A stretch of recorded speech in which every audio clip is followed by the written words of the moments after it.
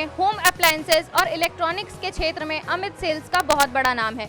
ये आए दिन अपने ग्राहकों के लिए कोई ना कोई उपहार, कोई ना कोई ऑफर्स लाते रहते हैं। फ्रिज हो या टीवी, कुछ भी अगर खरीदना हो तो सबसे पहला नाम आपके दिमाग में अमित सेल्स का आता है। इनके पास TV, fridge, washing machine, AC जैसे कई चीज़ें आपको मिल जाएंगी। तो आइए अमित जी से बात करते हैं कि यहाँ क्या क्या ऑफर्स चल रहे हैं। न्यूज़ प्लस 21 में आपका स्वागत है अमित जी।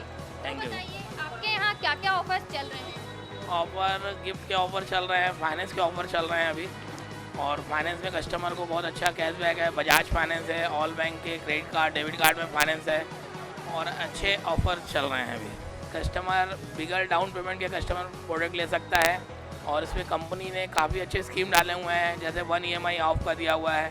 आप मान लो LED लेते हैं, 12 महीने की इंस्टॉलमेंट कराते हैं, उसमें 1 EMI वेवर है।